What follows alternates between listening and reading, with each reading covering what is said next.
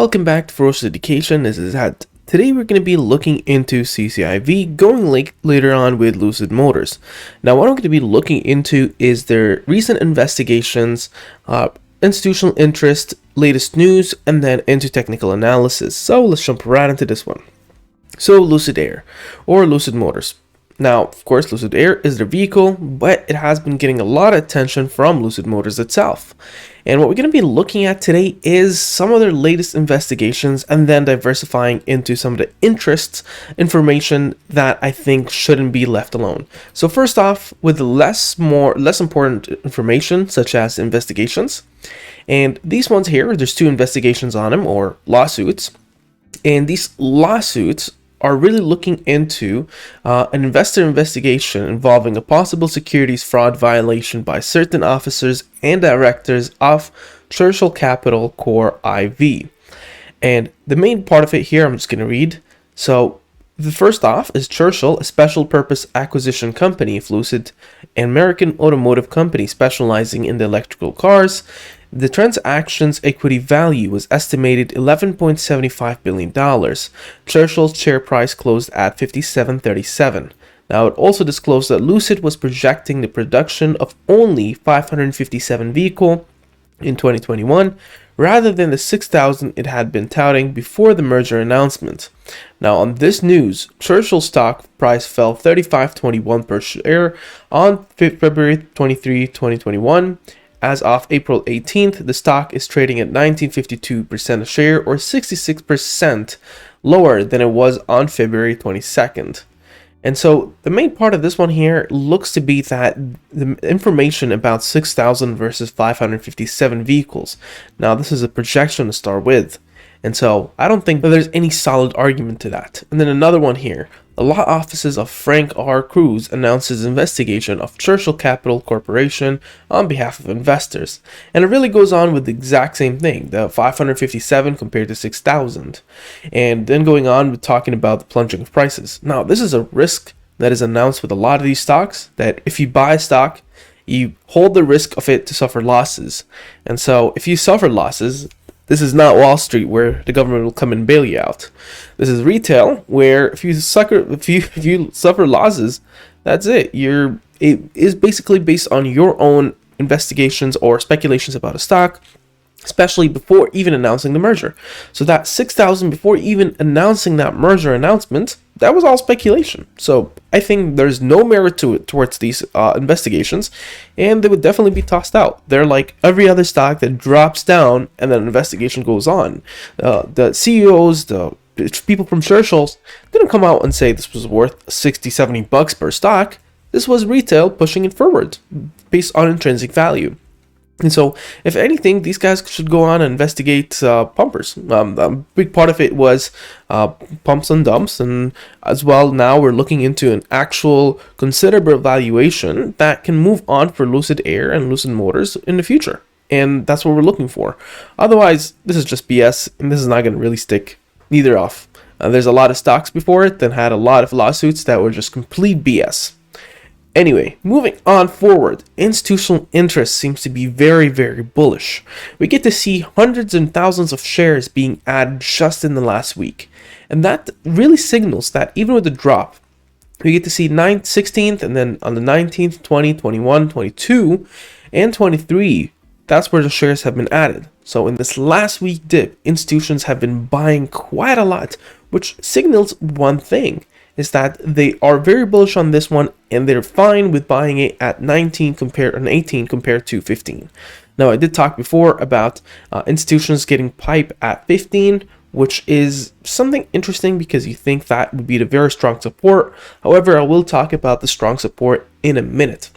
And before moving on forward, if you'd like to see more content like this, make sure to drop down, click that like button. There's also a subscribe button in here. Click that on with the bell notification button. And if you'd like to join the Discord, click show more and join my Discord right here. Totally free. I'll show you a snapshot at the very end. And so moving on forward though, I did share before the Lucid Motors YouTube channel, and they do give you kind of a nice updates about this company on some of their actual vehicle updates. For instance, just in the last video that I made We did share some news that wasn't put on SEC filing or news such as testing Lucid Air in extreme cold conditions and how valuable that was for someone like me that lives in Canada where it can get really cold. And so they do have a good amount of updates on their channel. And so their channel here is Lucid Motors. You can go on to it and there's a good amount of videos you can check out on there. And what we get to see here is that the short interest seems to be insane. You're looking into 2110 before even the stock merger has gone through, and around 2110 as well on Yahoo. So that's based on March 31st, 2021. We're not sure the exact detail right now, but above 20% for a short interest, that is a remedy for perhaps could be some not a massive short squeeze, but a pushing the price forward with people covering. Now, on the technical analysis point of view, what we get to see here is that the 10 SMA is above the 30 EMA, and that's a bullish indicator. And this is the trading action zone where most positive reversals occur. And it's between the 2295 and the 2036. And it's currently just within that range. Now that's an amazing thing. The 80X here is sitting at 2641, suggesting the possibility of a start of a trend. And the willing percent R is sitting somewhere around neutral, which is similar to an RSI. And MACD is attempting a positive reversal. As you see, the histogram is sitting just on the positive side at 0.02, signaling that this positive reversal is critical to be seen on Monday. Now, momentum is still negative, but climbing up nicely. Now, the moving average bands show that this one is expected to trade 2392 in the top, in the middle 2174, and in the bottom 1957.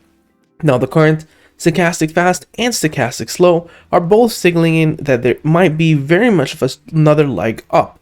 Now we can go ahead with Fibonacci retracements, signaling up at somewhere around 64.87 or 86, my bad, and then 960 at the bottom. And we see the next significant support sitting here is at 961 or the 10 bucks. Now the next significant resistances on the Fibonacci retracements is 2267, 3075, 3727, 4380, 5310, and 6486. Now, this is different than the price line actions that we're able to plot. And on the price line action, we see the current support is actually sitting at the 1969. Now, it broke that resistance and currently is sitting as support. And then the next support we're looking at is 1822, 1692, and then 1502 that I've been referring to for a while now, and then 1347 and 10 bucks. Significant resistances. There's only one really that is critical to break here on this level, 2115. Above there, 2435 is a very strong one, and then 2746, and then above there, 3048, and then looking into 3471, 3998, and then a nice jump to 5017. And then it comes to the question to Ed, what do you think about this one? Now we can go ahead and start drawing a little bit of a channel here to try to find, well, whether this actually follows a channel or not. And what we get to see here is that it did at some point, and this was perhaps a channel. And you can also draw the channel somewhere to be off this periods, but that's more of a horizontal channel. So there's not a single trend line that it really follows properly, because you get to see right over here, another one right here. And perhaps it is breaking this one here, but that's not very much of a strong trend line. But if it is, then it is a signaling of a bullish case. But in case that we're talking about without trend lines, I do think that it is in more of this accumulation phase between 20 and 15 bucks.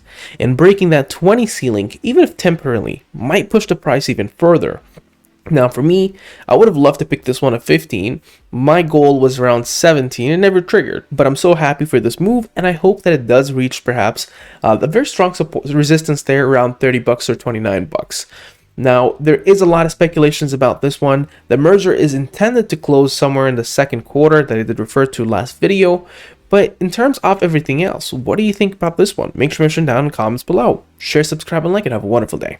Now, if you made it this far into the video, I do recommend that you go ahead and join our Discord server. There's a lot of amazing folks in here. We do a lot of discussions here into the trading floor throughout the day. A lot of people are in there, and we do ask questions. You can ask me any question you would like on there. We do post research and DDs, and we hold weekly chat sessions. And we also do have a lounge in there. So make sure to actually join that and join the fun there. Have a wonderful day and a good one.